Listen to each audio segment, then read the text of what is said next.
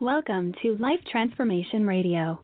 This show is all about life transformations and our journey from where we were to why we are doing what we are doing today. We will discuss the hiccups, the roller coasters, and the blood, sweat, and tears that has been poured out while discovering our purpose. It is all about our transformations. Here is your host, Sean Douglas. Good afternoon and good evening, and welcome to another episode of Life Transformation Radio. I am your host, Master Resilience Implementer, TEDx speaker, business positioning strategist, and author, Sean Douglas. This show is currently heard in over 70 countries, such as the United States, Canada, all across Europe and Asia, and all across the continent of Africa. So I want to thank you to those who are listening from around the world. Life Transformation Radio is all about our transformation. Here is where we tell the stories of why we're doing what we're doing. We highlight that transformational moment that changed our lives and how we use this to then transform others and elevate their lives as well. You can listen to us live right here on Blog Talk Radio Network Tuesday through Friday, 5:30 p.m. Eastern Time sharp. Don't miss out. Join our Facebook community, Life Transformation Radio Community, and never miss an episode by subscribing wherever you listen to podcasts. We're available on iTunes, Stitcher, Spreaker, TuneIn, Player FM, Radio Public, Overcast, Castbox, Himalaya app, and the Google Play Music app. On the show, I bring on entrepreneurs, speakers, podcasters, coaches, authors, amazing people who are influencing the world around them, and my guest today does exactly that. If you have any questions for any of the guests that I bring on the show during our live broadcast, call us up at 657-383-1109. Again, the number is 657-383-1109. If you catch us on the recording, I invite you to join us Tuesday through Friday live at 5:30 p.m. Eastern Time. And with that, please help me welcome to the show my guest for today, Tony Bradshaw. Tony, welcome to Life Transformation Radio. Hey, Sean. Thanks for having me on. After that 11-minute introduction, how you feeling today? I'm feeling great, man. I'm just really excited to be here, just reaching out and helping people. I was able to meet with a couple today and talk about their financial situation and just kind of give them a little bit of hope and encouragement. It's just the thing that wakes you up every day and gets you going. Oh, man, I love it. I love it. So the title of this episode is The Millionaire Choice with author Tony Bradshaw. Tony grew up in a lower-income neighborhood in Nashville, Tennessee. In 1996, he realized he was mismanaging his money and knew something needed to change. That's when he set out to learn how to handle money better. At age 25, Tony made his millionaire choice, his choice to become a millionaire by age 40. And he accomplished this goal in 2011. With a degree in mechanical engineering, Tony spent the first 6 years of his career as an engineer network administrator. In 2001, he entered the financial education world as part of an internet business and development group, where he spent 16 years bringing financial education products to the online world. Serving as CIO and COO for a major financial education company, Tony helped shape the strategy, technology, and systems to deliver financial education to those in need. During his journey, Tony realized his own message and vision for helping people with their personal finances. In June 2017, Bradshaw began writing The Millionaire Choice with the vision of helping anyone become a millionaire, no matter their income, ethnicity, or financial situation. Tony aspires to create a movement of financially educated and wealthy people who will make it their mission to fight poverty and help those in need around the world. He calls it the Millionaire's Manifesto, and you can read it at www.themillionairechoice.com. Go to themillionairechoice.com. His LinkedIn and Facebook links are right there in the show notes. Connect with him on LinkedIn at Tony Bradshaw, and Facebook, connect with him. He is absolutely incredible. So, Tony, after reading all that, I am super pumped to dive in to my first question, which is why? What is your deep why for what you do? Why did you decide to become a millionaire? Yeah, so growing up in a low-income area, you don't really realize that you're living a low-income life when you're in it, right? And because you just wake up as a kid And just life is, you just, whatever you're dealing with, life is, and you don't know that things can be a lot better. And so you just kind of rinse, repeat is the way I like to say it, is, you just kind of repeat the cycle. And that's what a lot of us in our families do. When you look at the statistics of 78% of people are living paycheck to paycheck, well, you can pretty much guarantee that stat hasn't changed, that statistic hasn't changed in probably 20 or 30 years. And everybody's living paycheck to paycheck and have for generations. And it's just because people don't realize that they can do something different with their money in their life. And I was no different. I was doing the same thing my parents were doing. And I didn't know how to manage money. My grandmother didn't teach me. My aunts and uncles, they weren't doing any better. My parents weren't doing any better. And so I got into my 20s and had a wake-up call. I got my first W-2 out of college, and it was $39,000. And I believe prior to that, I might have seen $6,000, at 1 year on the job, working while I was in college. And it just hit me for the first time. I'm like, wow, that's a lot of money. Where did it all go? Because I've got $500 in the bank, and that's it. And I've got $16,000 in debt, which is a car and some credit cards. And I'm just, wow, where is this? Where did this money go? And so I took inventory, looked around my studio bedroom apartment, living in with my parents, paying $200 a month in rent, which was a really good deal, and I would recommend it for anyone. Right. Especially for a 20-something. You can't beat it. And I was doing my part. And I looked around. I'm like, man, I don't have a lot. I've got a nice stereo system, which I invested in. I did plan ahead a little bit because I figured I'm going to get married someday, and I need a 4-door car because we're going to stick kids in the back seat. So I bought a 4-door car on credit and interest. I figured my wife would probably buy the furniture. She'd probably have furniture because girls like furniture and stuff. And so I'm like, I better put my money into the electronics. And that way, when we get married, I'll bring the electronics and she'll bring the furniture, and we'll have a good marriage. And it did work. It did work out that way, actually. So I was kind of pleased with myself. But the thing I wasn't pleased with is that I was in debt, and I wasn't doing the right things with my money, because $39,000 should not really turn into $500 in your bank account. And so, right. Yeah, I mean, it's just not a good formula. It's not working for me. And so I decided I needed to learn about money, and I didn't know anybody to go to teach me. So I just did what I knew how to do, which is read. And so I went to the bookstore and started reading everything I could on money, Smart Money Magazine, Kiplinger's Magazine. Yep. And yeah, and about 90 days after I started reading, I'm like, this money thing is really just a math problem. And I'm pretty good with math, and it's not even sophisticated math. And I can make these decisions and do this stuff, and right. and I could be a millionaire by the time I'm 40. So I just started socking everything I could away into debt, paying off debt, and investing. I mean, all at the same time. I just went for it whole hog and saved what I could.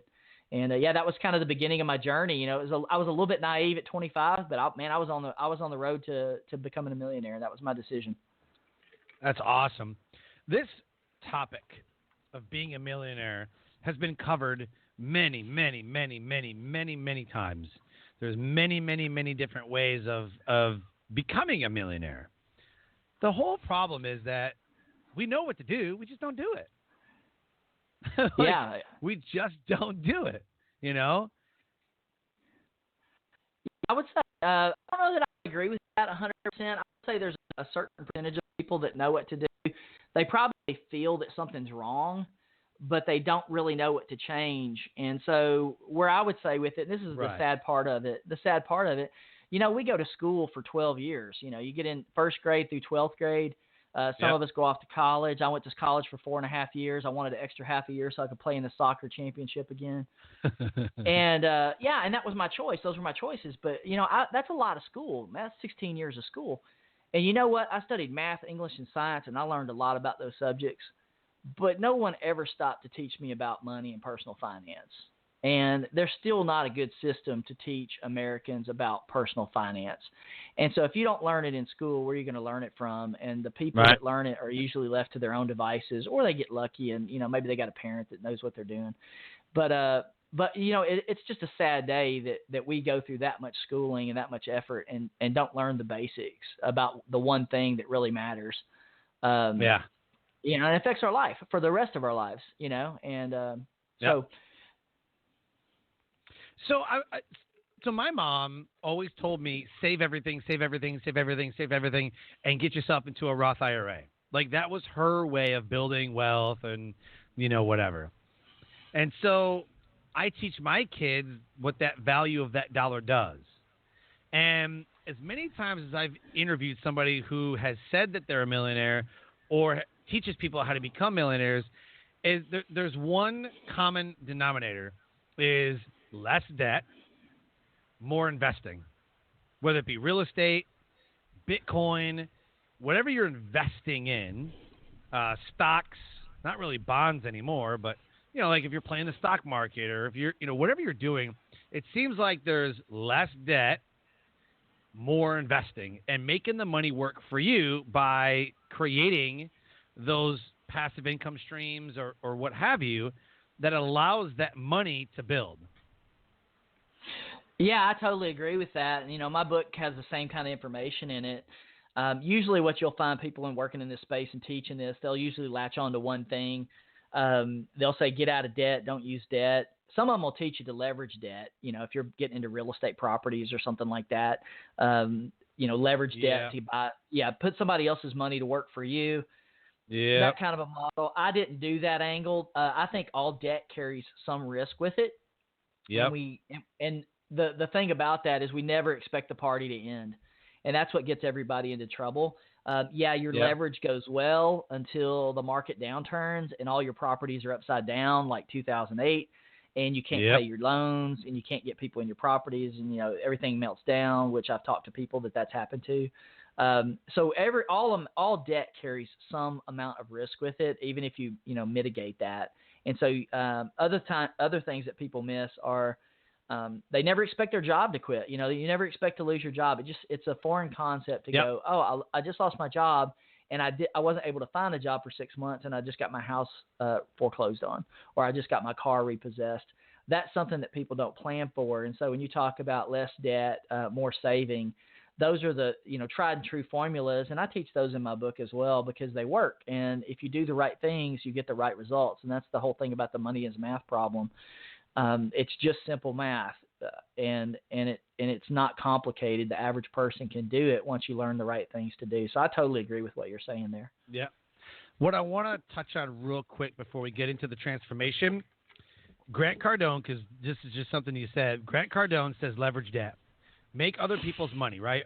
OPM. Everybody's stuff about, when you invest, you got to get other people's money. Don't use your money. Use other people's. Like, cool, got it, awesome. Grant Cardone says leverage debt, and he'll leverage debt to buy more debt because he's into real estate and this, that, and the other. Dave Ramsey says debt is dumb, cash is king. No longer is the BMW the status of life, it's the paid-off mortgage. So on two spectrums, where do you fall? I personally am a no debt guy because I believe there's ways to make money. Yeah, I believe there's ways to make money and build wealth without debt. You don't have to have debt. All debt carries risk with it. And it's a question of whether you want to carry that risk or not.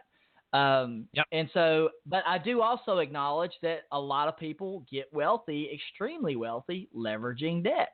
And so you can't say that it doesn't work because people do it. But you also have to acknowledge that they carry risk and not all of them make it. And so some of them end up upside down in the millions of dollars and have to dig out of that stuff because they leverage debt for their business. They leverage debt for rental properties.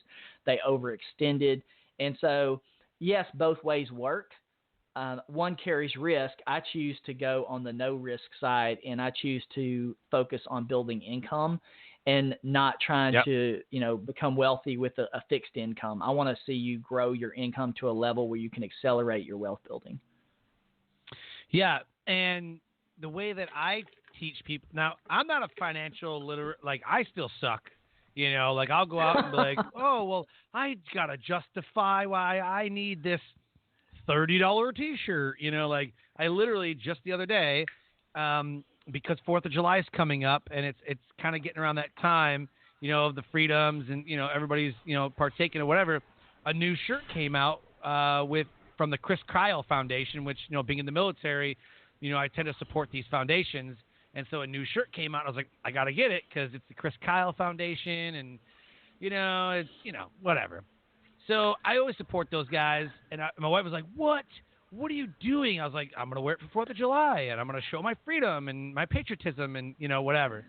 But what I don't justify is, like, I feel like going out and buying a new sofa, like, or like some people just go like, I bought a new whatever, What I do justify is you need to have as many streams of income as you can. And right now I have 6 streams of income. And if one of those incomes dries up, like you said, that career, I feel pretty good that my other 5 are going to do pretty well. And the more streams of income, the more comfort I feel in my abilities to not let my kids go hungry. That's kind of like my why. Yeah, I think that's a good model. I think I might draw a little bit of a line in the sand going, how many income streams is enough? Because I know people, because like if you got 6, you could have like, if you had 3 that were evenly distributed, it's all about risk, right? And so, because you only have so much time to focus, and there's this whole adage of the power of focus. The things that get your attention are the things that are the most successful. And so, and so if you can easily spin off 2 or 3 extra income streams and they're like very low maintenance, that makes sense. But if they become time demanding, you just have to start, doing this dollar costing, like where are you making the most money for your effort and where do you want to put your focus? But I'm a big proponent of multiple income streams. I think I got a little in my own personal life, my income continued to grow at a pretty astronomical level. And I really wasn't focused on multiple income streams until the income stream ended. Got it. And then you're like, okay, I was making really good money and that money's not there anymore. I wish I would have had a secondary income stream, and I don't think people, that's the whole thing about the party. Nobody ever expects the party to end, even if you're making 6 figures or multiple 6 figures. You just don't expect it to quit until it quits. And then you're like, oh, all right, what do I do now? And so I love the idea of the multiple income streams because it gives you a fallback plan. Yeah, absolutely. So one of the income stream, actually, I'll 2 of them. One of them is this podcast right here, this radio show that we're on. I think it sponsors. People buy ads to the show, so there's some income. It's a steady monthly income. It's not like 10 grand, but I mean, I'm happy to make 1,000 or 2,000 or 3,000, a month just doing this. This is awesome. And then I've got some products, like ebooks and some other things. I'm gonna make an online course, like that would be an income stream. But the ebooks and distribution of those, it's a good supplemental thing. A couple hundred, maybe 1,000. I mean, nothing I have to do. It's already created one time. I just send the link out on a Facebook ad or an Instagram story ad, and then I get money in. Like that's awesome. I only had to create it one time. So if you have these things that you want to create, the passive income streams and different things, because I don't have to spend any time. All I have to do is take out a Facebook ad that's already been taken out. I just stop it when I feel like stopping it. I run it when I feel like running it. As everything's already done, all I do is push a button, pay for the ad, it runs the ad. Like, what I mean? So those types of income, I'm awesome, about those. It's the trading time for dollars that I don't want to do. That's what I don't want to do, is spend 10 or 12 hours, and then get that income. Like, that's just something I just don't want to do. Yeah, and I think you're talking about some things that are scalable versus not scalable. And 100%. If you get into trading time for dollars, you just better make sure that your time is worth a lot of dollars. And so 100%. I mean, if you can get paid, $500 an hour to go out and trade time for money, you should do that all day long. Lawyers are, charging $250, $300 an hour, some of them a lot more than that. That's probably not a bad exchange of time for dollars, especially since they're in an expertise-driven field versus an entrepreneurial field, which is what you're doing. Yeah, I was told, years ago when I first got married, because I was the military party guy, like, everybody gets a shot. I was like Oprah in the bar, like running out like $200 bar tabs. And, the debt started coming out. I was like, oh, I need speakers for my car, and I need these car parts, and I need this, because I had a 92 Fox Body Mustang. Used to drag race it, got some new radials, got this. I was speaking my language. Oh, man, I was running up the debt. Like, I was like, charge it. I'll pay it off later. But then I'm like up to my ears in debt. I'm like, oh, my God. And it took me like years to pay it off. Someone told me that either you make more money or you sell the debt. And so, I had to make a hard decision, and I had to sell a truck because I just couldn't afford the truck payment. So I had to sell a truck, and that was like a sobering moment. Like, okay, I need to get my stuff together. Like, this is ridiculous, And then as I started paying things off, I was like, oh, this feels great. Like, there's another couple $100 my way, and there's another couple, and then I do like Dave Ramsey's like debt snowball. So I did all that, and the one thing I don't like about Dave Ramsey is when he does his like debt-free screams. You ever notice that they'll be like, "Oh my gosh, I'm so happy for you. You paid off X amount of dollars in debt. That's great. What kind of income? Oh, we paid off $40,000 with $300,000 income." I'm like, "You freaking better pay off $40,000 worth of debt with that type of income." Like, what's wrong with you? like in 2 months. Every single time. I want to hear this one time. How much debt did you pay off? $100,000 with what kind of income? $39,000. That's what I. Like, how'd you do that, right? Yeah. Right. Some people actually do that. Yeah. Some people do some crazy stuff, but yeah. Right. So let's get into that transformational moment. This is the meat of the show. What was a transformational moment in your life, Tony, that happened and then put you on the path to what you're doing today? Yeah, so obviously I talked about being 25 and kind of having what I call the financial awakening. You just talked about yours where you were just trying to pay off all of your, this debt, this Mustang and this truck and things like that. Yep. And so that was what I would call your financial awakening. And I had mine at 25 and decided, hey, I'm going to be a millionaire. And I got rid of all my debt. And then I found my wife and she gave me another $20,000 in debt. And so that set me back a little bit. And I started paying on that while I was engaged. I figured I'm going to marry this girl in 6 months. I might as well go ahead and start getting rid of her debt too. And then I popped a kid. Then we popped out a kid. And then we popped out another kid, another kid, another kid. And, 6 kids later, we're like, wow. 6? Wait, hold on. 6 kids? Yeah, we got 6. Age 19 down to 8. Yeah, we stay pretty busy. And but they're wonderful. 3 boys, 3 girls. And our first one started college this year. Yeah. So we had a good spread. And the youngest one's a little boy, and he's got his mama wrapped around his finger. And let me just say this. Yeah, let me just say this. Girls, like, I don't even know how they do it, but they come out of the womb with their daddies wrapped around their finger. And they just start, like, I'm like, who taught you how to do that? Because you didn't learn that from anybody. Why are you so cute and so, like, how does that work? And it's only the girls. The boys are not like that. The boys just stumble around. But the girls just come out with this, like, cute factor. But anyway, at 25, it was, I'm going to be a millionaire.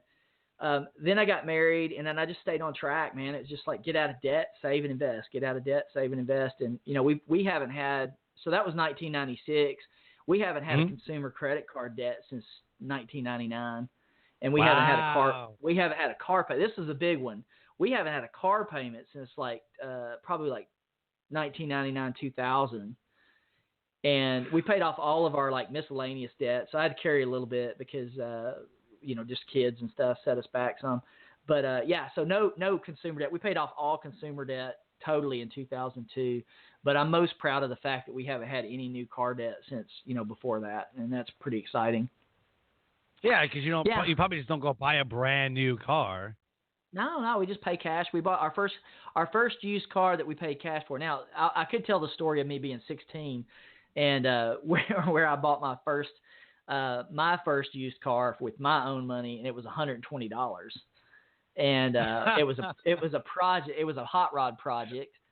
And and what was funny is the guy, I saw this car sitting in this guy's yard, and I drove by it a few times, and this thing, like, it had dents. Every quarter panel and every fender had a huge dent in it. But it was basically a GTO, if you're familiar with that Pontiac hot rod GTO, except 1971. And I saw this thing, and I went by and I said, "Hey, how much you want for that car?" I seen it's been sitting there for months. And he goes, $200. And I said, "Okay." I'm like 14, 15 years old. And I said, "I'll give you $120 for it. Here's my number. If you want to sell it, let me know." And he called me back in like 2 weeks and sold it to me for $120.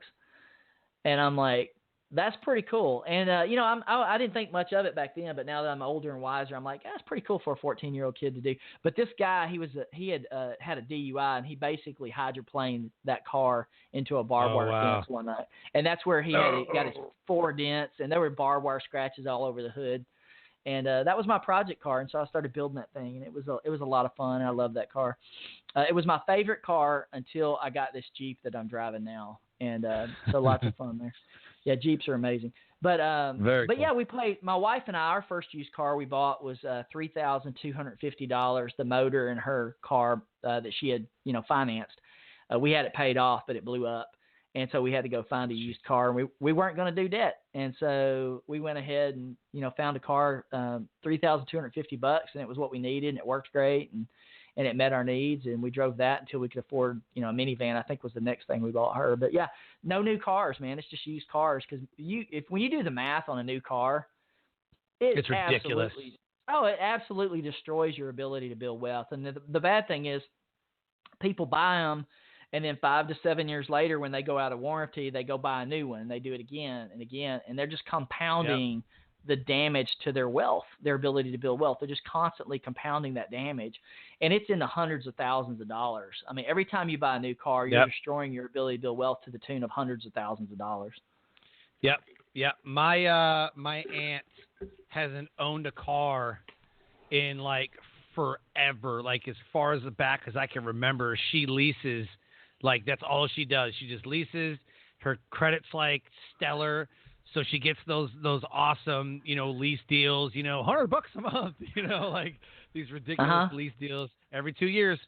Right back in to get another car. Right back in. She hasn't owned a car in forever. All she does is just lease that car. That's it, And she's like, if you do the math, like if you have excellent credit and you know what you're doing, like you're probably end up going to be paying, maybe what, 20,000, whatever. She's like, I don't have to worry about it. It's not going to die. If it dies, I take it back to the dealership. The dealership deals with everything. Like, I ain't got nothing to worry about. So she just gets regular maintenance. It stays under her miles, and she swears by the lease process because she knows. She goes, you got to know how to play the game. I'm like, I would suck at that. Yeah. I'd be interested to know, though, because I actually did math on it, and it was on a different car. And I would tell you that a lease purchase, and now if she's doing $100 a month, I don't know what she's driving, but that's a sweetheart of a deal. Sedan. Huh? Yeah, just like, it's the sedan, she's not a truck, just, small cars. Yeah, because I had a buddy that had a Mercedes, and it was red leather on the inside, and he was paying $500-700 a month. But his argument was the same. I never have to worry about it breaking down. It's just replaceable. No. And it was a millennial mindset, which is I don't own anything. Yep. I just replace it when it's done. And that's way worse. The way he's doing it is way worse than buying a new car. My grandfather actually retired from Ford, so our family gets a Ford discount. That helps. So definitely. So what is your message? Right. I mean, we're talking about this transformational moment, right? We're getting these cars, you're like, look, I'm making a decision by 40 or by, at 25. So by 40, I want to be a millionaire. I'm doing the investing. I'm sure it sucks at the time. I'm like the ramen noodle guy. Like if I need to save, I'm going to eat some ramen noodles and suck it up for like a couple years. And then I can, sit back and breathe a second. Right. So what is your message to everybody listening right now who's in debt? They're like, I'll never be a millionaire. It's insurmountable for me to do that. I'm living paycheck to paycheck, which I did look this up. 78 to 80% of everybody who has a job, it doesn't say anything about entrepreneurs or business owners, whatever, but it just says the workforce. 78 to 80% of the workforce in America lives paycheck to paycheck. And if one of those paychecks died, they'd be done. They'd be screwed. Yeah, 3 out of 4 people you meet on the street. So think about that. 3 out of 4 of your family members, 3 out of 4 of the people you go to church with, if you go to church, 3 out of 4 people you meet going to pump your gas at the grocery, at the market, the supermarket or whatever.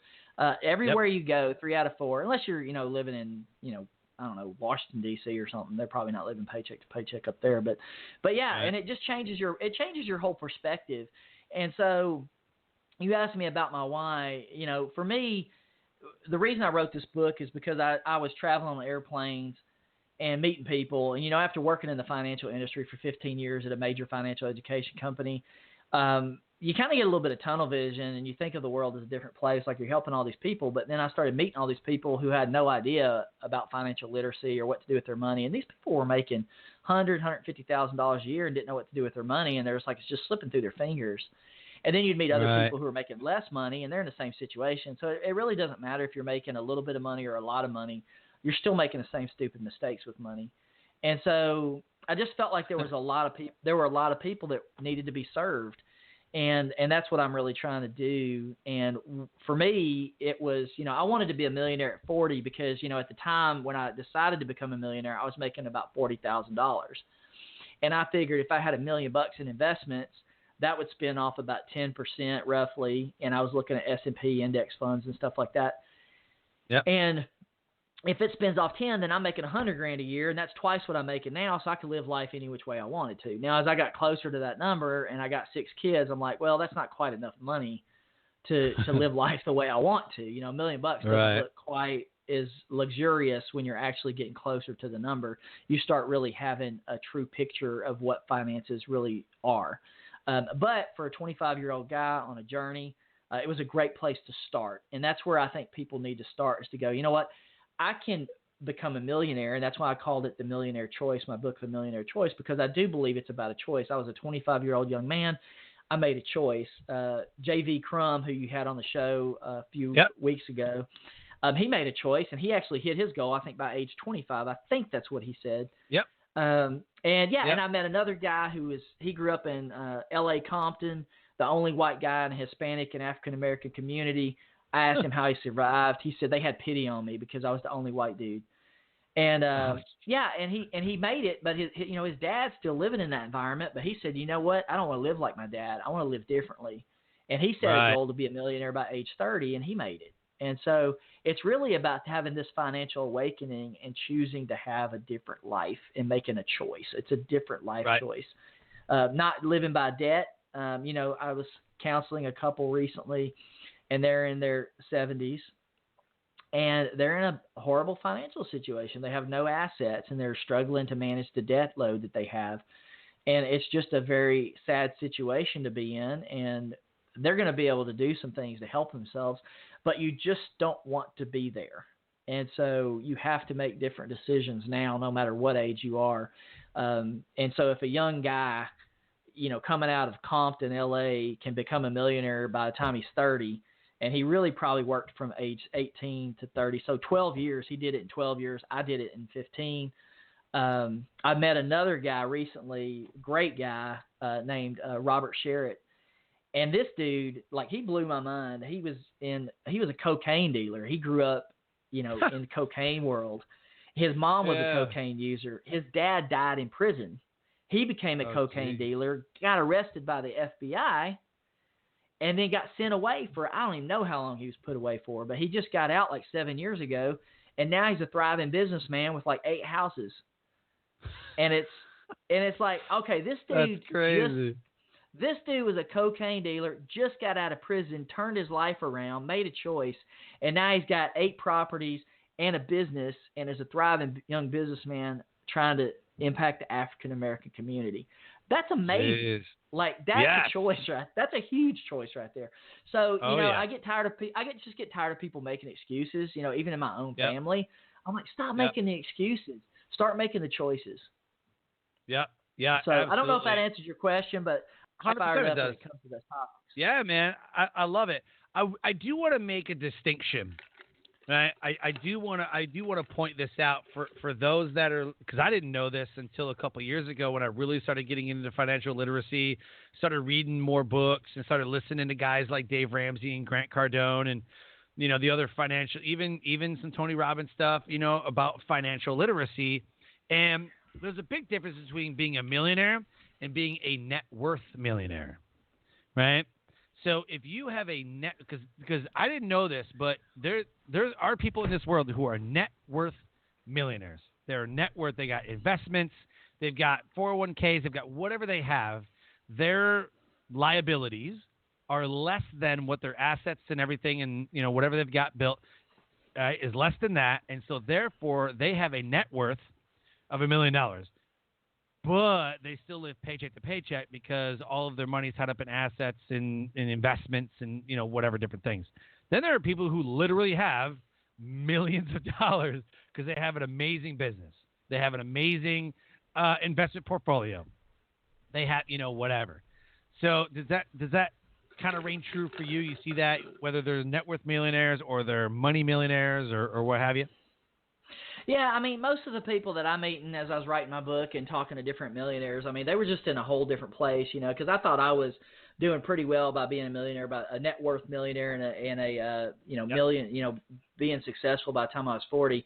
And not, some people call themselves millionaires because they have a couple $1 million in property, but half of it's leveraged Yep. or 3/4 of it's leveraged.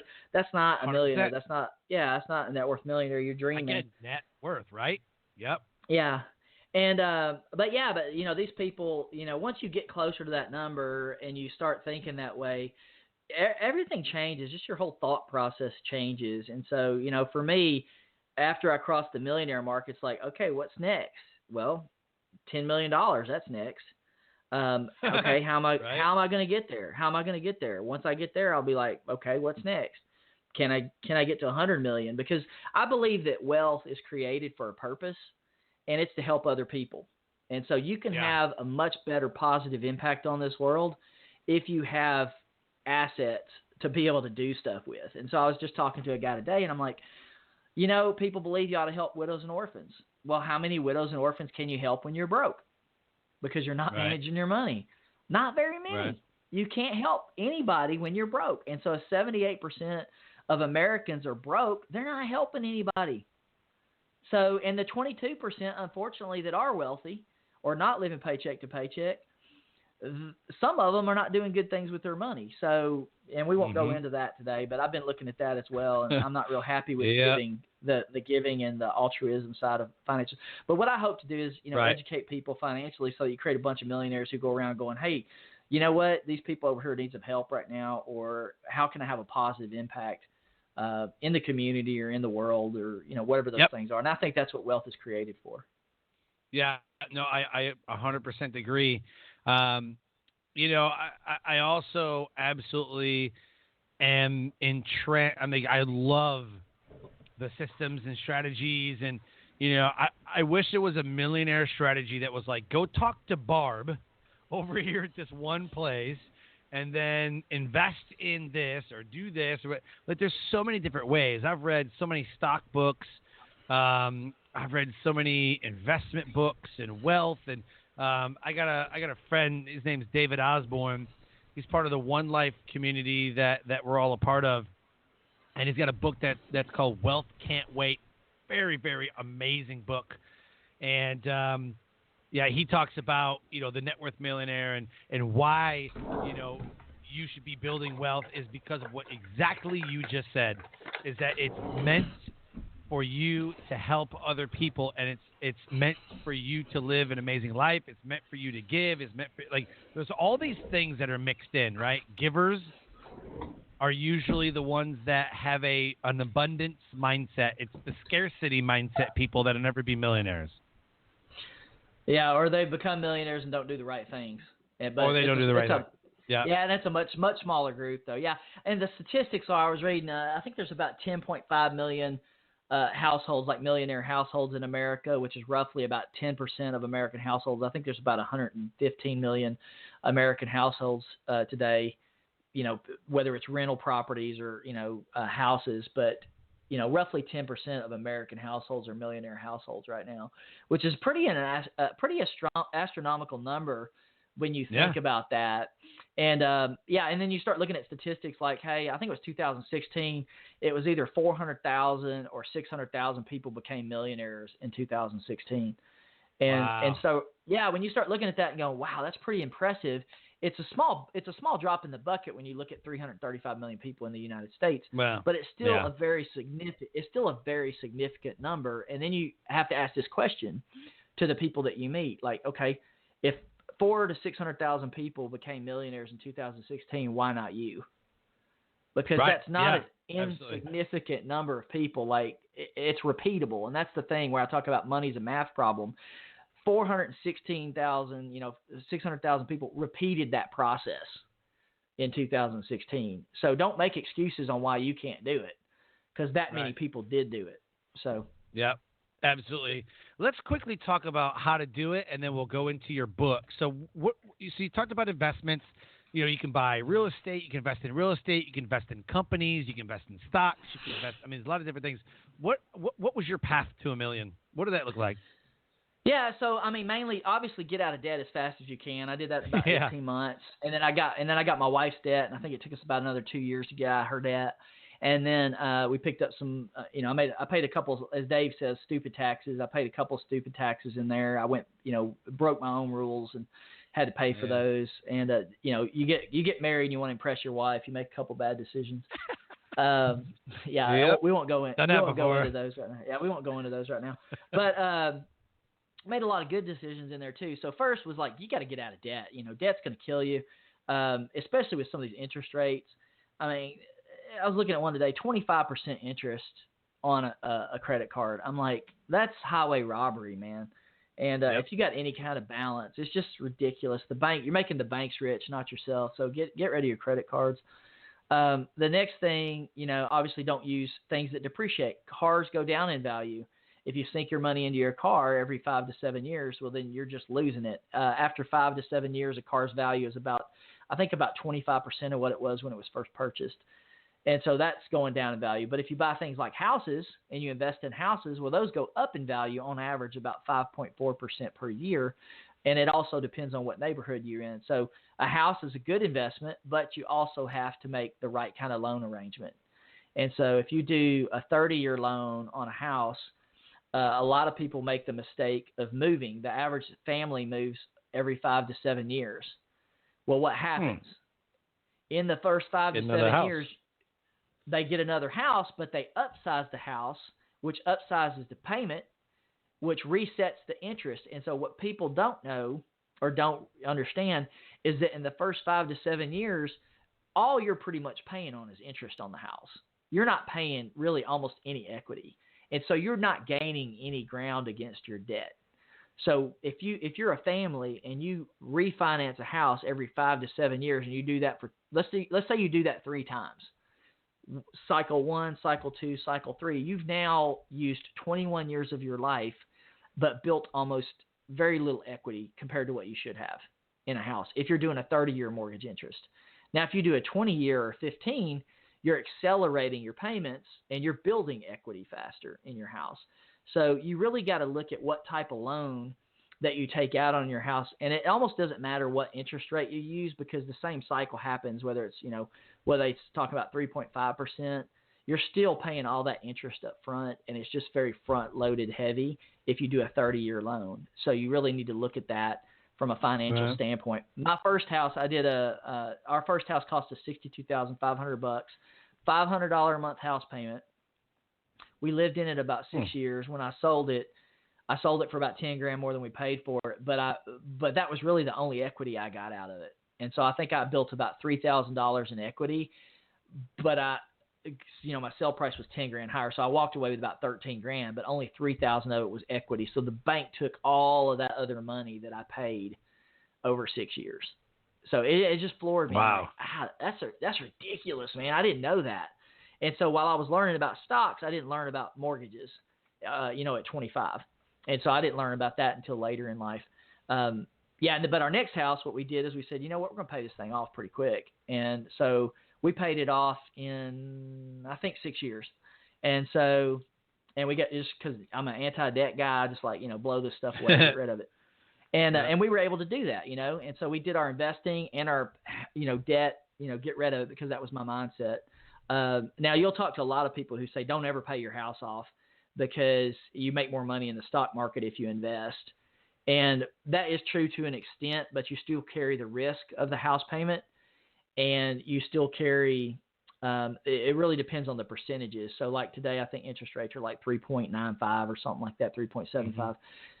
But as you get closer to that 6, 7, 8% range on your loan, well, then it doesn't make as much sense because you're carrying more risk for the return. And so then it starts to look like, well, let me see what I can do to pay my house off early. And so you have to really just weigh the math in there.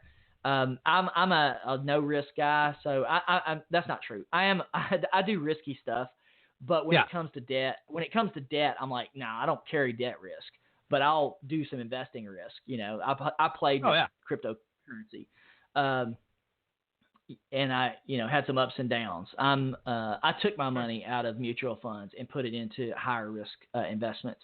And so, and I've been happy with the results. But I think when you get into investments, you have to get into an investment at the level of knowledge that you have. And so, like, for example, absolutely. And so I like to think of it as a hierarchy of risk. And if you want to invest in a single stock, my wife told me to invest in Apple stock at $3 a share. She knew nothing about stock investments. She just liked Apple as a product, and that was her brand. Apple was $3 a share. 10 years later, it was up 10,000%. So if I would have put in $10,000, I don't remember what the math I did on it was, but if I would have put in $10,000, I think it was like $500,000 or $600,000, whatever the math worked out to be. Yeah. And I'm like, you know what? I had adopted a low risk mutual fund strategy, and that cost me $500,000. That's the way I look at that, because in your lifetime, you can't get a 10,000% return on the S&P index. Like, it doesn't work that way. So in that case, you have to decide, okay, I have my low risk investments, and that's where I'm playing, which is I get a good return. It's predictable. Money's a math problem. It's predictable, and it should produce this when I'm at retirement. That's what I would call a safer level of investment. And then you look at real estate and go, okay, I don't want all my money in the stock market. I want some of it in real estate. So what would it look like for me to have 50% of my money in real estate, 50% of my money in the stock market? That's a good, diversified kind of way you're lowering your risk. If the stock market drops like it did in 2008, 2009, you have your real estate rental properties and things to fall back on. You're not, so locked in to the stock market. Your returns, depending on how you've got them made, maybe you get better returns. You can look at REIT investments, real estate investment trusts. Some of those return better than the S&P Index 500.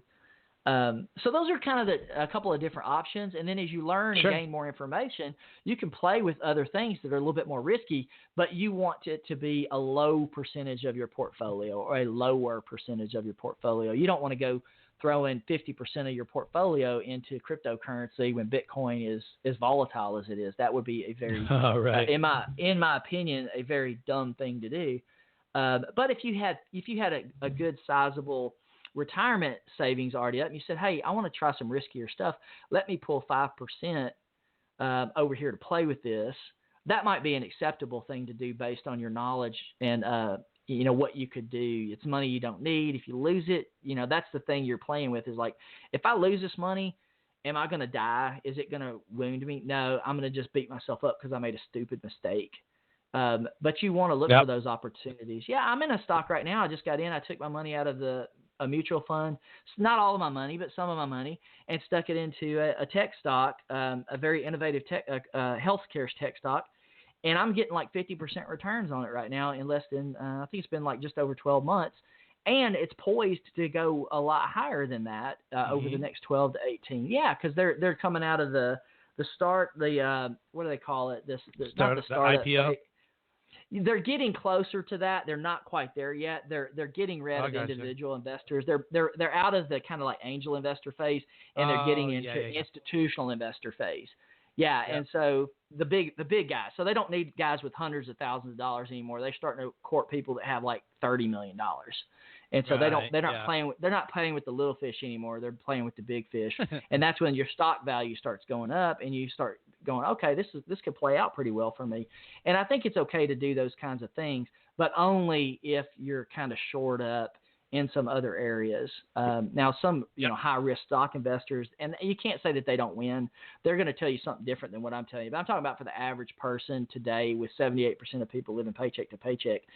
Do the safe things first before you do the risky things.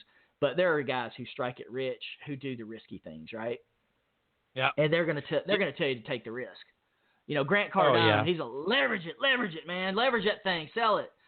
And, $500 million in real estate. I got $500 million in real estate. Leverage. And And so those are kind of my thought processes. Is just what is the acceptable risk and return for where you're at today, and then keep growing, man. Once you, just like math, English, and science, it took you 12 years to study that stuff to get out and be useful in society. How much studying are you going to do about money? Because if you've done none, well, you can't expect any return. But if you start learning now, and everybody starts the same place, that's what I love about it. Warren Buffett, he started at the same place those 78% of people started. He didn't start with that knowledge. Yep. He started not knowing crap about money, and then somewhere along the line, he started learning about money. He might have started learning at age 5 from his dad. But when did he start? And that's the same place everybody starts. You just have to put in the effort to do it. And I think that's the beautiful thing about the opportunity. So. Yep, 100%. I told my 16-year-old son, I was like, "Hey, man, it's time to get a job, buddy. And the first thing you're going to do is you're going to set up your savings account. And you're going to take 10% of your income, however much it is. I don't care if it's $5. You're going to take 10% of your income and you're going to put it in that savings account, and that's going to be your investment account." He's like, "For what?" I'm like, "Whatever you want. Invest in a car, invest in stocks, invest in, Roth IRA, like whatever. Like, you are going to set up an investment account, and you are going to invest that money when it gets to a certain percentage, whatever dollar amount you want it to be, but you're going to take 10% of your income, and you're going to put it into your investment account." And so what I noticed is that a lot of people don't factor in that 10%. Like, either you pay yourself, right? You pay yourself first. They don't factor in, well, I should put 10% towards savings. Like, they don't even factor that into their budget. They look at their bills, make sure their bills are paid, and then whatever's left over is what they use for food, or whatever is left over is they use for, let's go out to the bar, let's go out to the movies, let's go, I got all this money left over, whatever. But they're not putting it to work, and that's where they fail. Yeah. So I just did a presentation to a small group yesterday, and my budgeting philosophy is very simple. I break the budget into 4 groups. It's very simple. Like, don't overcomplicate the budget. People hate budgeting. I hate budgeting. But if you just pay attention to like 4 numbers, everything's going to be great. And that's this. You need to break your budget into living money, which is a fixed number. It's what you've got to pay your bills with every month, whether you got to eat, sleep, drink, whatever you got to do. That's what goes into that bucket. Your next most important bucket is your wealth money bucket. How much money are you putting into your wealth money? You just said your son was putting 10%. A lot of people are putting 0%. If they're too young, they don't care about retirement, so they're not getting ready for it. And if they're too old, they're scared to death of it, and they don't know what to do. But the reality is most people are doing 0. A lot of professionals recommend, these investment professionals say, hey, save 15% to retirement.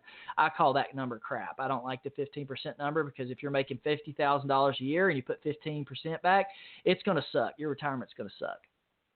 And so if you're making $150,000 and you put 15% back, well, that's a little bit better number, but still not what I want to be living and retiring on. So what I try to do is say, hey, look at your living money, figure out what that is. Let's make sure that's a good number. Let's look at your wealth money and make sure that those are the 2 most important numbers on your budget. Then beyond that, you get into the play money, which is what you're talking about, the beering and the drinking and the movies and everything else you're doing to have fun. And if you're a redneck, you're buying 4-wheel drives and you're buying ATVs, right? I'm in Tennessee, so there's a lot of ATVs and trucks down here. The next thing would be your other money, which I would say are things like birthday presents, travel, whatever it is. You just throw different things in there that don't fit one of the other categories. You're taking vacation, that's in play money. But all of those things need to be in balance at some level. So if you pay attention to those 4 groups, you could end up in a really good place. And so there were times when I was on my wealth journey, man, I'm putting 50% of my money into living money, and I'm putting 50% of my money into wealth money. And I'm going, we are socking this money away like crazy. And we're having, I left off percentages at the bottom. Of course, I have some play money in there. But what I'm trying to say is, my living money did not outpace my wealth money. My wealth money and my living money were the same. And I was getting it done. And when I realized at 25, I got to make a change. That's what I was doing. I was like, man, let's just sock as much wealth money in there as we can. And I just loaded that bucket up as much as I could. So I love it, man. I love it. Great information. Everybody listening right now, do exactly what he is talking about doing. I'm going to try that out and see, because I'm always trying to learn different things. We got about 5 minutes left before we close the show. Okay, so here's what I want to do. take about 30 seconds and do a shameless plug. Plug your friends, quotes, websites, Facebook, programs, products, services, your book, whatever it is that you want the audience to know and to do. Shameless plug moment. Go. So my goal with what I'm doing is trying to get as much of this financial information in people's hands without resistance as possible. So if you go to my website, there's a free ebook there called Creating Millionaire Families. And I really want people to start thinking differently about their finances for themselves and their families. It's a free ebook. It's 50 pages. It's material I couldn't put into my primary book because the publisher didn't want to make the book thicker. And so it's free. Go download it and take a look. There's even a budget in there on how to make a teenager into a millionaire by the time they're 18. And so just take a look at that. Yeah, and think about doing things differently with your life and your family. It's about building generational wealth with your family and just thinking about your life differently. So that if I could get you to do one thing today, that would be the thing I'd want you to do. And that's at themillionairechoice.com. Themillionairechoice.com.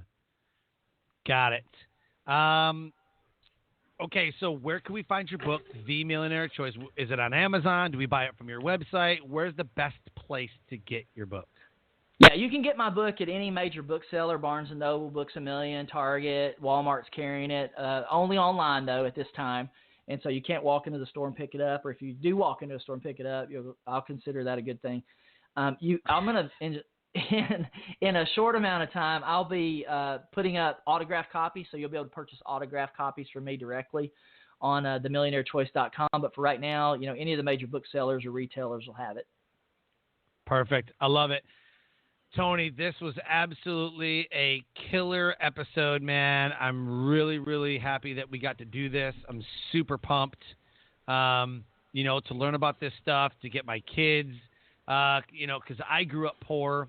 And you don't really know how poor you are until you're eating pancakes for dinner because you have nothing else in the house. So I really appreciate all of the value, the message that you bring. I'm going to the website right now. I'm going to get that ebook, make my kids read it, and we're going to get this thing going. All right, excited, man, for you. All right. Hey, man, I really appreciate your time, and thank you for being a guest on Life Transformation Radio. Awesome. Hey, Life Transformation Radio listeners, if anything resonated with you, please go to themillionairechoice.com. Wherever you are right now, this is what you need to do. Go to themillionairechoice.com and check out the show or the book that we were talking about on the show. And so as we close, I always say, live your brand. Find opportunities every day to live out the core values that you hold deep in your heart. And I call this living your brand. So until next episode, live a great life.